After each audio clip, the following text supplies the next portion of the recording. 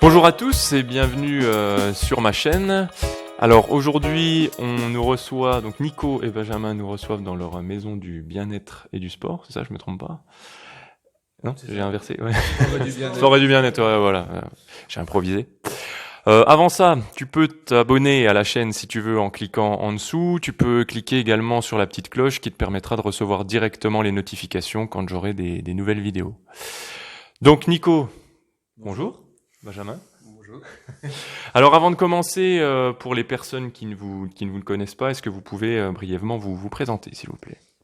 Je commence. Allez, vas-y, Nico. ouais. Je sens que t'es chaud. Donc Nicolas, praticien en massage bien-être depuis trop. On ne compte plus les années. On ne compte plus les années parce que beaucoup de pratique. Donc ancien sportif de haut niveau, masseur bien-être spécialisé dans le domaine sportif, mais aussi dans le massage bien-être relaxant pour on va dire personnes non sportives et qui recherchent juste de la détente due au stress quotidien, voilà, tout ça. Et pour les sportifs en récupération, préparation et accompagnement dans les entraînements et dans les compétitions, préparation à la compétition, récupération après une course, etc. Ok. Voilà. Et toi, Benjamin? Donc moi, ça fait depuis 2008 que je suis dans le milieu sportif et je me suis lancé dans la préparation physique il y a quelques années. Et l'objectif, c'est vraiment de faire découvrir aux gens comment fonctionne leur corps en fait. Mmh.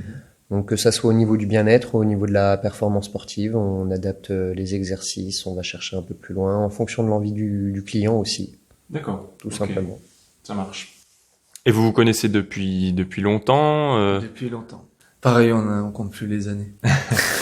Et ça vous est venu comment cette idée de travailler ensemble? Est-ce que toujours depuis que voilà vous connaissez, vous avez eu cette petite idée? Moi, c'est un projet que j'avais depuis pas mal d'années en fait. C'était d'associer soit le milieu médical et le sport. Ouais.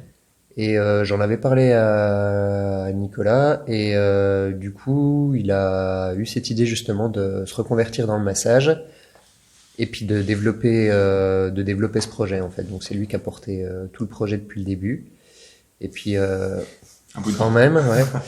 Et du coup on a fini par créer CPO. Ok. Et du coup donc avant de revenir justement sur cette appellation CPO, votre parcours un peu, Nicolas, toi tu disais que t'as été sportif de haut niveau, donc c'était dans quel domaine? J'étais dans le karaté, donc il y a longtemps, okay. Il y a plus de 15 ans maintenant. Donc j'étais dans un club byzantin et j'étais pas mal sportif, on avait des grosses préparations physiques. Après voilà, au fur et à mesure des années, je me suis rendu compte aussi que la préparation physique avait évolué, avait changé, ouais. Mais pas forcément les préparateurs.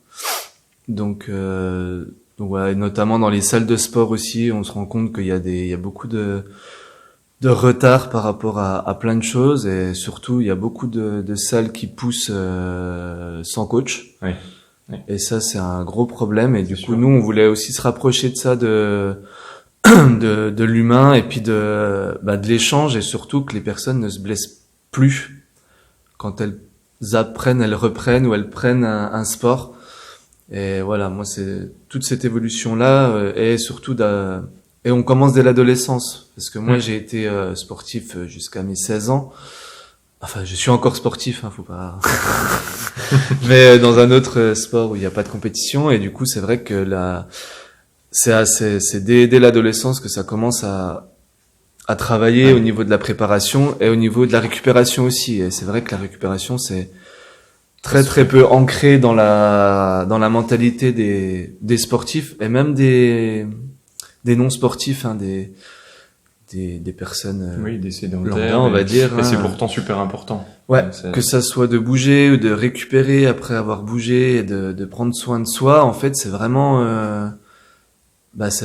une éducation quoi, d'apprendre à prendre soin de soi.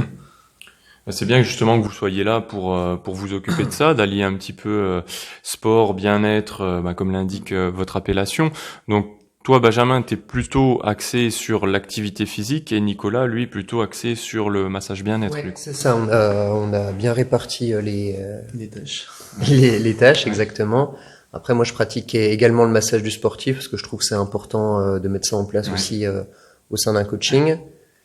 Et ça permet une bonne détente, surtout après un stress qu'on vient d'amener justement pour soulever des charges ou contrôler son corps. Le fait de prendre au moins 5 minutes pour relâcher complètement, ça permet de baisser toutes les hormones catabolisantes et puis de reprendre son cycle normal pour continuer sa journée. Ok, donc finalement, vous massez un peu tous les deux, donc peut-être un petit peu plus toi, Nico, mais du coup, on a tendance à penser que le massage, c'est associé au milieu de la kinésithérapie. Donc finalement, on peut se dire que on peut masser sans forcément venir de ce milieu-là. Bien sûr, ouais, on peut masser. Il n'y a rien dans la législation qui interdit le massage à des personnes qui ne sont pas diplômées en massokinésithérapie. Et d'autant plus depuis janvier 2016, donc la loi est bien passée, comme quoi on était légitime dans notre domaine. Du moment qu'on n'agit pas en soins, en soins thérapeutiques et cliniques, il y a pas de souci, quoi. Du moment où des personnes viennent nous voir en pensant être soignées, moi, je renvoie directement ces personnes à des personnes plus compétentes et qui ont plus d'expérience aussi dans le domaine et c'est leur boulot. Moi, mon boulot, c'est d'amener du bien-être aux gens, de les détendre, alors que ce soit par le massage sportif ou par le massage plus bien-être relaxant. J'apporte détente et relaxation. J'ai pas du tout. Oui, t'as pas de. J'essaye pas de soigner les gens. Rien en termes de thérapie, ouais. Ça, j'amène du bien. Ok. Et donc du coup, vous travaillez dans le milieu du sport, du massage. On a tendance à penser que pour faire un métier dans le sport, on va passer par la case STAPS. Est-ce que c'est votre cas? Quelle est votre formation initiale? Moi, j'ai juste passé des BPGEPS en fait. Donc, c'est des diplômes qui sont délivrés par le ministère du Sport. Tout simplement. Ouais. Donc pas de STAPS. Moi j'ai un BAFA, mais j'ai pas de diplôme dans le domaine sportif. J'ai une certification donc reconnue par l'État, mais enfin reconnue plus ou moins par l'État parce que c'est le massage bien-être n'est pas encore reconnu par l'État en tant que profession. Malheureusement, c'est en cours. C'est en cours. Il y a des associations qui se battent un peu pour ça, pour faire reconnaître le métier. Et du coup, moi, j'ai une certification de l'école européenne de toucher massage ou l'école Joël Savatowski qui a 30 ans d'existence. Donc voilà, qui est reconnue nationalement et il y a même des personnes à l'international qui viennent faire cette formation. Donc Non, ce qui n'est pas rien parce que on pourrait penser que on n'a pas un diplôme reconnu par l'État. Derrière ça, ce sont des professionnels qui ont malgré tout une formation et on peut se lancer dans une carrière professionnelle même si on n'a pas de diplôme reconnu comme STAPS ou comme diplôme de kiné. Bah après ces certificats sont quand même c'est beaucoup d'heures de pratique, c'est beaucoup aussi de formation. Nous on se forme constamment en fait là.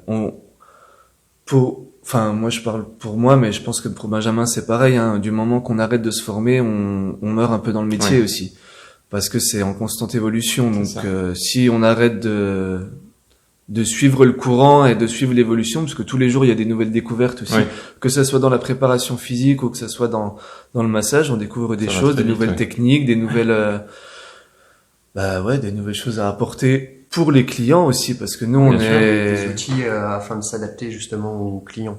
Oui. Parce que c'est vrai que dans la musculation, depuis les années 50, les méthodes n'ont pas spécialement évolué. Après, c'est comment tu vas les appliquer, pourquoi tu vas les appliquer en fonction de quel profil nerveux, structurel, musculaire. Et tout ça, c'est super important à prendre en compte à ce niveau-là aussi. Oui, puis c'est aussi très intéressant dans notre métier, de toujours se remettre en question et de pouvoir justement se former continuellement pour trouver des nouvelles techniques. Exactement. Puis nous, on n'est pas là pour éduquer les gens, on est là pour les accompagner. Donc les personnes vont évoluer aussi parce qu'on voit bien les générations changent. que ça soit la nouvelle génération, C'est sûr. l'ancienne génération. Nous, on travaille plus avec l'ancienne génération, les seniors, qui ont une réelle volonté de reprendre le sport en fait. Que ça soit par c'est de la marche nordique qui marche bien.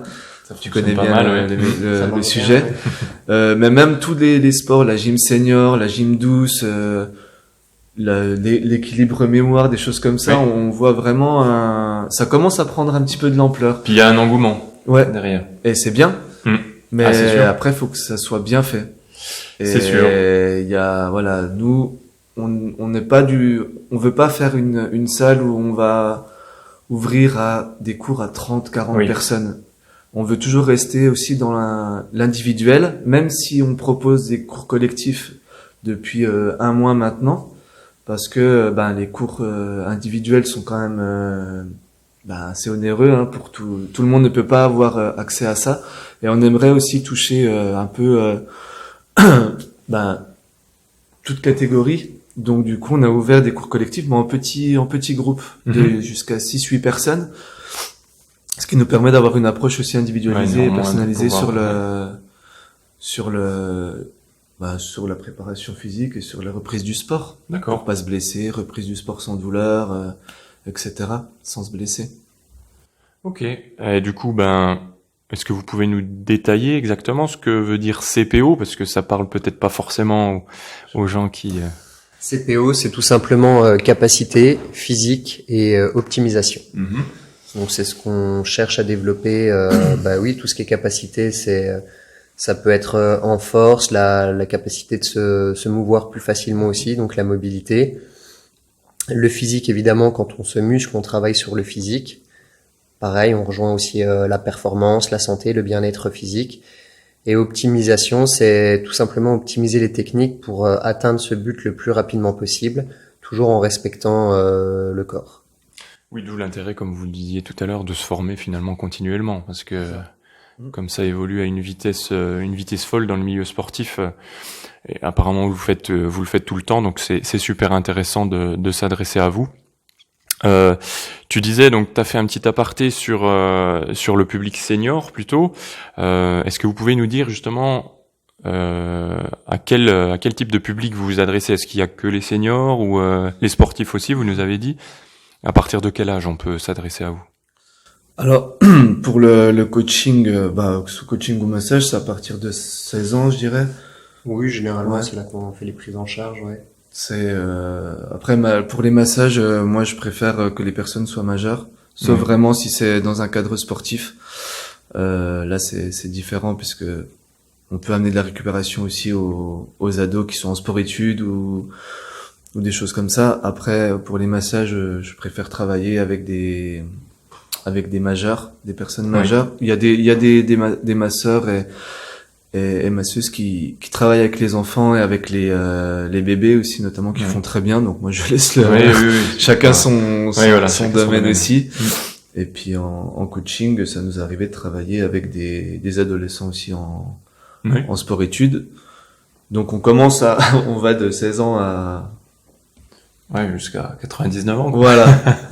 Fin de vie. Il y a pas de Mais on vise notre public, notre première cible, ça va être vraiment des sportifs amateurs ou pros. Oui, d'accord. Qui veulent vraiment optimiser leur performance, se préparer correctement physiquement, amener de la récupération aussi, parce que faut savoir que la préparation, ça peut aussi fatiguer le corps. Oui.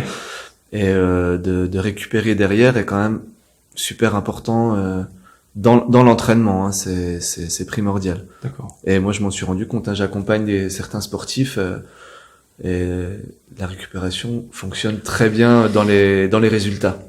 Oui, c'est vrai qu'on l'a longtemps mis de côté, je pense, cette récupération, même le massage, les étirements, bon, c'est un vaste sujet, on va pas forcément en parler, mais voilà, il y a des choses qu'on laisse de côté, vous avez bien pris conscience de ça et c'est super intéressant justement. Admettons, moi j'arrive aujourd'hui au CPO, je veux un programme, est-ce que vous pouvez, sans rentrer dans les détails des tarifs, etc., on le mettra en commentaire, mais est-ce que vous pouvez nous dire quel type de programme à quel type de programme je peux accéder? Nous, on travaille principalement sur tout ce qui est méthode ondulatoire. Donc, c'est-à-dire qu'on va développer le physique, on va développer la force, on va développer la puissance, tout ce qui est hypertrophie fonctionnelle. Et tout va se développer petit à petit progressivement, toujours en respectant les articulations. On travaille sur différents axes.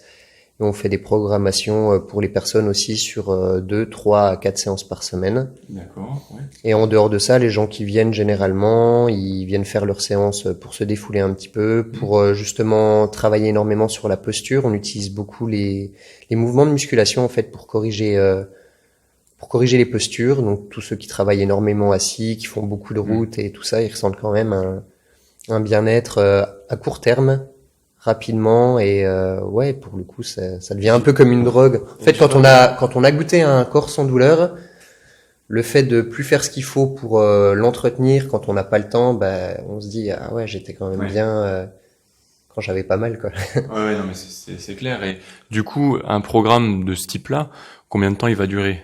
Est-ce que c'est au choix? Est-ce que vous avez des périodes, 1 mois, 2 mois? Non, mais généralement, c'est des programmes sur lesquels on travaille tant que la personne veut travailler D'accord. dessus. On peut toujours le mettre en évolution. Ok. Si on veut rechercher la performance, on peut toujours les pousser un petit peu plus loin.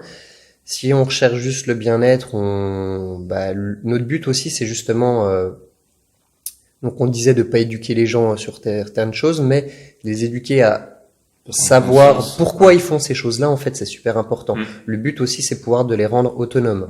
Pour les personnes non sportives, de découvrir une voie, de leur faire découvrir un sport ou quelque chose dans lequel ils vont pouvoir aussi persévérer, puis trouver leur bien-être, et puis que ça leur fasse un bon loisir, quoi, quelque chose de ludique. Mais là, c'est super intéressant ce que tu dis, parce qu'il y a vraiment une valeur ajoutée, je pense, que dans ce que vous proposez, c'est que, vous disiez pas forcément l'éducation, mais faire prendre conscience à la personne qu'elle doit justement continuer si elle arrête avec vous. Vous la poussez pas forcément à la consommation, à dire bah venez. Derrière, vous lui dites voilà, faut aussi que vous continuez chez vous avec les. Puis on n'hésite pas aussi à les envoyer, parce que moi je teste pas mal. Je vais voir différents coachs ou différents praticiens d'autres activités sportives.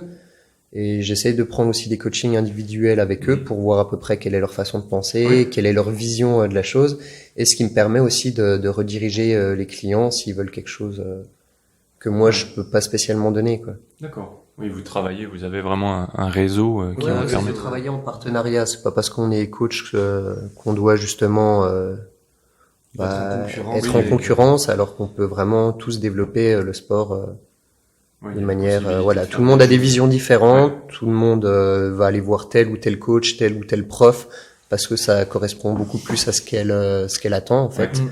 Donc après il y a la remise en question, mais je pense qu'il y a l'ouverture d'esprit aussi dans ce métier. Bah oui, à la base concurrence, c'est courir ensemble, donc on a transformé ce mot malheureusement. Non, mais nous, on aime être entouré et bien entouré, donc on teste aussi les choses, on dirige pas nos clients vers n'importe qui non plus.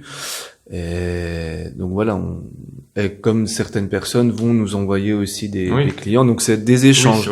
On travaille avec les gens, on travaille pas contre. Et je pense que c'est comme ça qu'on avance le mieux et qu'on est le plus efficace pour permettre à plus de personnes possibles de pouvoir aussi reprendre une activité. On fait beaucoup de publicité, bouger, etc. Sauf que si c'est pour envoyer des gens dans des salles, effectivement, c'est à low cost, on va dire, et qui ressortent. C'est bien, ils vont bouger, mais combien vont ressortir blessés, quoi. Très important. Il y a une manière de bouger, il faut qu'elle soit suivie. C'est vrai que des fois, les personnes sont attirées par le coup de certaines salles low cost et vont y faire finalement n'importe quoi parce qu'elles n'ont pas de suivi derrière. Et pour une personne sédentaire qui n'a jamais fait d'activité physique, méfiez-vous. On n'est pas là pour faire de la mauvaise pub pour les salles de sport. Au contraire, il y en a des très bien, mais attention. Pour les salles de sport sans coach, en fait.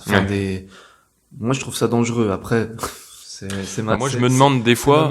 C'est mon sentiment par rapport à ça. Après, chacun pense ce qu'il veut par rapport à ces salles-là. Je pense que ces salles sont très bien pour les personnes qui se connaissent et qui ont déjà une conscience de leur corps et de du travail. pour les personnes qui débutent, j'en connais plusieurs qui sont rentrés dans ces salles-là. Ils ont fait une semaine et au bout d'une semaine ils étaient cassés quoi, parce que il n'y a pas de suivi derrière, il n'y a pas c'est de compliqué coaching. d'arriver devant une machine et puis pas savoir Ouais. à quoi elle sert, si Ouais. c'est un grille-pain, si c'est Ouais. C'est vrai. si ça sert à travailler. Là, justement, il parle, enfin, je sais pas quand ça va se faire, hein, peut-être dans 2, 3, 5, 10 ans. Il parle justement d'une loi pour que chaque salle sportive doit avoir obligatoirement un coach diplômé C'est au ce sein qui de la manque, structure. Ouais.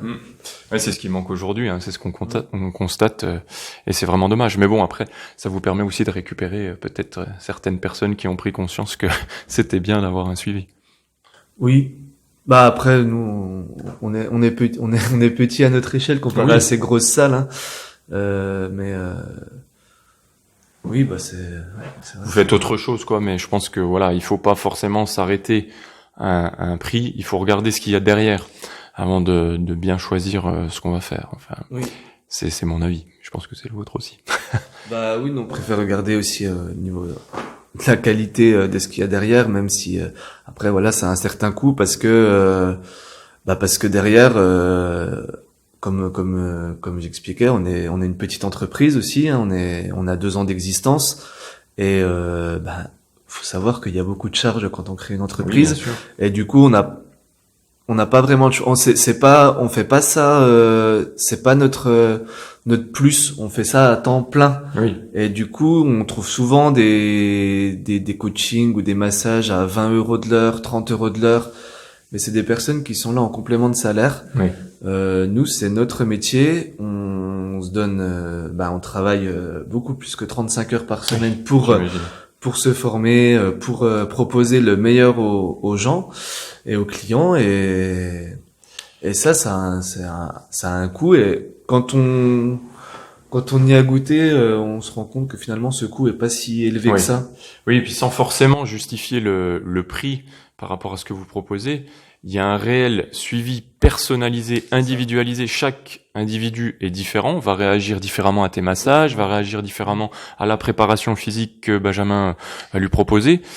Donc voilà, derrière, c'est à l'éducateur, au coach sportif de savoir quoi faire, donc c'est super important. Et sans voilà forcément parler de prix, il y a vraiment un suivi derrière. Il y a un suivi, on personnalise tout. Enfin voilà, nous notre prérogative. Oui, je peux le dire. C'est vraiment de personnaliser les choses, de pas donner que ça soit en massage ou en coaching, en préparation physique ou peu importe. Comme tu disais, chaque personne est différente et du coup nous on va s'adapter aussi à la personne. On va pas adapter la personne à ce qu'on va lui proposer. Ce qu'on peut retrouver dans pas mal de propositions, c'est j'ai un programme, à toi de t'adapter à ce programme-là, alors que nous ça va être plutôt l'inverse. Prendre ce qu'on sait faire, c'est pour ça qu'on fait beaucoup de formations pour avoir beaucoup d'outils. Oui, pour l'adapter. Pour pouvoir adapter à la personne. En massage moi, j'ai plusieurs massages proposés, mais ça m'arrive beaucoup de pas faire ce qui est proposé parce que la personne, au lieu de faire un dos et un jambe complet, c'est non, je préfère le dos. Bon, on adapte le dos sur 1 heure. Je préfère faire plutôt un petit peu sportif, mais pas trop. Je fais un sportif mais modéré. Enfin voilà, il y a beaucoup d'adaptations et ça peut se faire en 2 minutes avant de commencer la séance parce que la personne a changé d'avis entre ça et ça. Donc ça nous arrive de nous adapter aussi comme ça, dans la limite du raisonnable. Il y a un dialogue justement qui s'effectue avec, j'imagine avec vos patients, non, c'est avec les personnes qui viennent. C'est pour ça que c'est super intéressant justement d'être en individuel, c'est qu'on peut discuter avec la personne et rien qu'en discutant, on apprend plein de choses et ça va nous faire modifier quasiment à chaque fois la séance qu'on a préparée. Ça c'est Non, puis vous créez aussi ce qu'on appelle une chose très importante dont on n'a pas parlé, on crée du lien social aussi. Exactement, comme ça. Il y a des personnes qui recherchent ça, qui sont peut-être un petit peu isolées, qui ont plus trop et vous, en dialoguant, en leur proposant tout ça, il y a du lien social qui se crée. Oui, puis moi je fais pas les cours collectifs ou les coachings. Donc mais je propose aussi des ateliers massage où j'apprends, on va dire je fais des ateliers couple en fait, massage habillé où j'apprends aux gens à utiliser les bons mouvements pour se masser chez eux, etc. c'est très sympa et enfin je dis pas ça parce que je le fais, hein, mais c'est vrai que j'aime bien aussi cette idée d'apporter quelque chose, mais de façon aussi ludique. On s'amuse vraiment quand on le fait, parce qu'on c'est un plus on passe aussi. 3 heures à rigoler, mais en même temps les gens ressortent avec une détente et ils ont appris quelque chose. Ouais. Et je pense qu'au niveau du coaching, on n'est pas obligé toujours d'être derrière les gens à gueuler pour dire soulève. Enfin, moi j'assiste des fois au coaching parce que notre salle fait que je peux regarder, et c'est vrai que on rigole bien, les gens sont contents et ils bossent. Oui. Mais sans forcément se rendre compte qu'ils bossent. Ouais. Parce que moi je les vois, il y en a, je masse derrière et je vois et ça a bossé quoi. Ouais. Et du coup c'est super intéressant enfin moi je suis un peu comme ça, j'aime bien l'effort mais sans trop me rendre compte. Ouais, c'est ça. Non mais c'est vrai. Et je me rends pas compte qu'on travaille, mais derrière. Et quand on a quelqu'un qui arrive à nous accompagner là-dedans, bah c'est vrai que c'est super intéressant Oui, l'effort est plus facile finalement. Ouais. Et du coup, pour revenir un petit peu sur les publics, on a parlé un peu hors caméra tout à l'heure des entreprises. Est-ce que vous pouvez nous en dire 2 mots? Vous intervenez un petit peu aussi avec les entreprises, je crois. Ouais. Alors en entreprise, on intervient principalement en massage. Oui.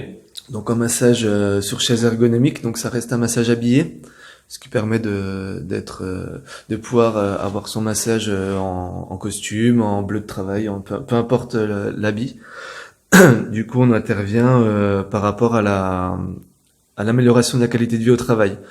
Donc c'est ça commence à arriver petit à petit en France.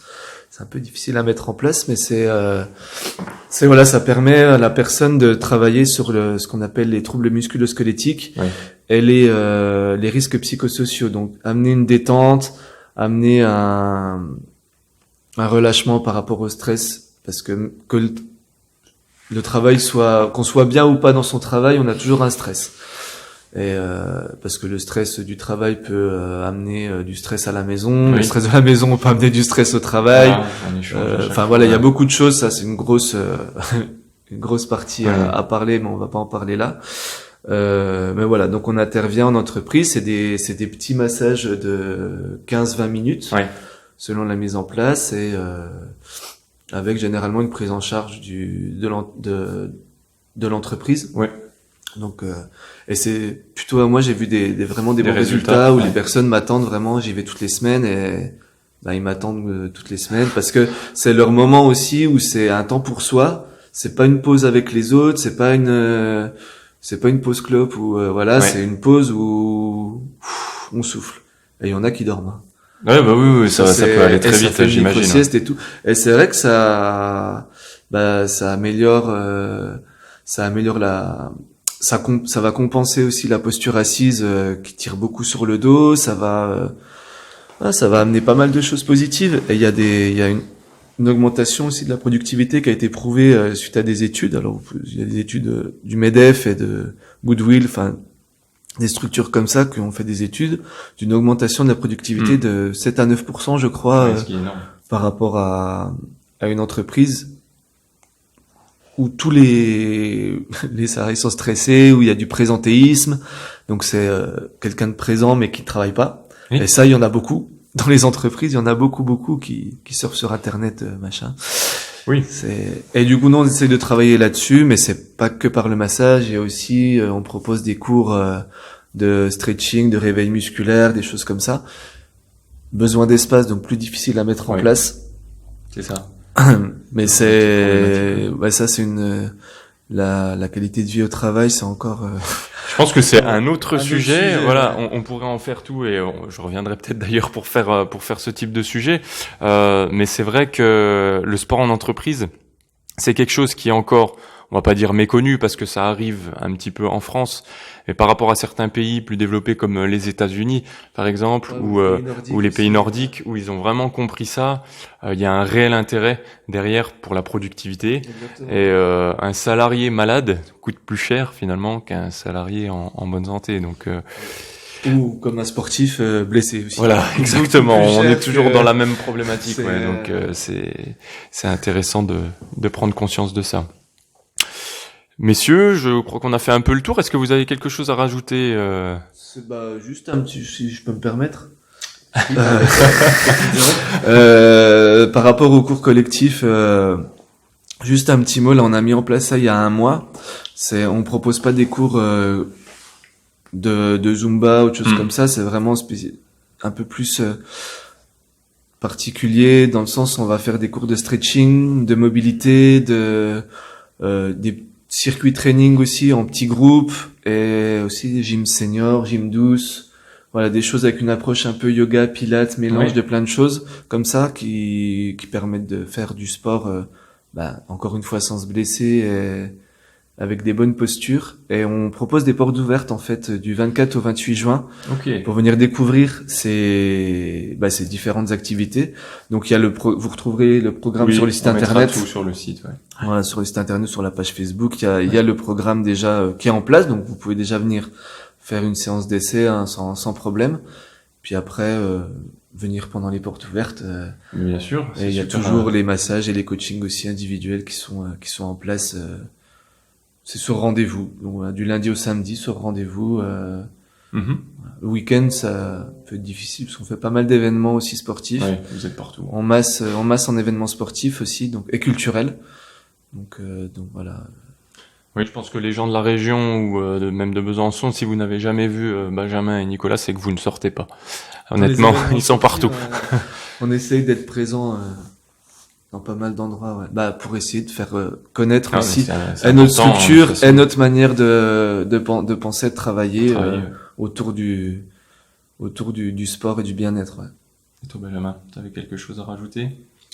Non, juste que voilà, c'est votre corps, faut en prendre soin, donc c'est à vous de voir comment vous investissez le temps et l'argent c'est ça. que vous possédez pour se sentir bien finalement. Pour se sentir bien ou autre chose qui vous fait plaisir, mais c'est vraiment important d'investir pour dans la longévité en fait du fonctionnement de notre corps.